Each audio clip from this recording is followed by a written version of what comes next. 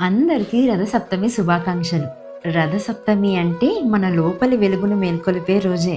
మనలో చాలామంది రథసప్తమిని కేవలం సూర్య పూజ చేసే రోజుగా మాత్రమే చూస్తాం. కానీ సనాతన ధర్మంలో ఏ పండుగైనా కేవలం ఆచారం కోసం కాదు, ప్రతి ఆచారం వెనుక మన లోపలి మార్పు కోసం క్రియ. దానిలో ఒక లోతైన విజ్ఞానం దాగి ఉంటుంది. రథసప్తమి కూడా అంతే. ఈ రోజును అర్థంతో జరుపుకుంటే అది మన జీవన దిశనే మార్చగలదు. రథం అంటే ఏమిటి? మన శాస్త్రాలు సత్యాన్ని ఎప్పుడూ ఉపమానాల ద్వారా చెబుతాయి. రథసప్తమిలో చెప్పే రథం కేవలం వాహనం కాదు. రథం అంటే మన శరీరం, గుర్రాలు మన ఇంద్రియాలు, పగ్గాలు మన మనస్సు. మరి సారథి ఎవరంటారా? అది మన బుద్ధి. సారథి అయిన బుద్ధి జాగ్రత్తగా ఉంటేనే రథం సరిగ్గా నడుస్తుంది.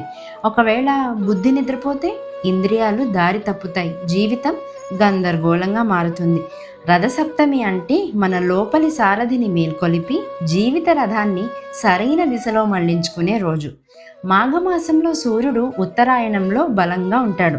ప్రకృతిలో వెలుగు, ఉష్ణం పెరుగుతాయి. అదే సమయంలో మన శరీరంలో కూడా చైతన్యం పెరగాలని మన ఋషులు కొన్ని ఆచారాలు ఏర్పరిచారు. అందులో మొదటిది జిల్లేడు ఆకుల స్నానం.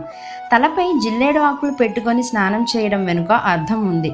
అది సూర్యకిరణాల శక్తిని గ్రహించి మెదడులోని సూక్ష్మ నాడులను ఉత్తేజితం చేస్తాయి. ఇది ఒక రకమైన సహజ సౌర చికిత్స. సూర్య నమస్కారాలు ఇవి కేవలం వ్యాయామం కాదు, శరీరంలోని పింగళ నాడి. దీన్ని సూర్యనాడి అని కూడా పిలుస్తారు. ఈ నాడిని ఉత్తేజం చేసి అలసత్వాన్ని తగ్గిస్తాయి. నాభి ప్రాంతంలో ఉన్న మణిపూర చక్రం చైతన్యంతో నిండితే ఆత్మవిశ్వాసం పెరుగుతుంది. సనాతన దృష్టిలో సూర్యుడు అంటే కేవలం ఆకాశంలో కనిపించే గ్రహం కాదు. సూర్యుడంటే వెలుగు, వెలుగంటే జ్ఞానం, జ్ఞానం అంటే ఆత్మ చైతన్యం. బయట సూర్యుడు ప్రపంచానికి వెలుగునిస్తే మన లోపల ఉన్న బుద్ధి వెలుగు మన జీవితాన్ని నడిపిస్తుంది. భగవద్గీత కూడా ఒక రథం చుట్టూ జరిగిన సంభాషణే. జీవితం ఒక యుద్ధభూమి అయితే బుద్ధి సారథిగా ఉండాలి. రథసప్తమి మనకు ఇచ్చే సందేశం చాలా సరళం. సూర్యుడిలా క్రమశిక్షణతో కర్మయోగిలా ప్రవర్తించాలి. సూర్యకాంతి ద్వారా ప్రాణశక్తిని పొందాలి. జ్ఞానంతో జీవించాలి. అజ్ఞానపు చీకటిని తొలగించాలి. చివరిగా ఒక మాట, రథసప్తమి ఒక రోజుకు పరిమితం కాదు, అది ఒక నిరంతర జ్ఞాపిక.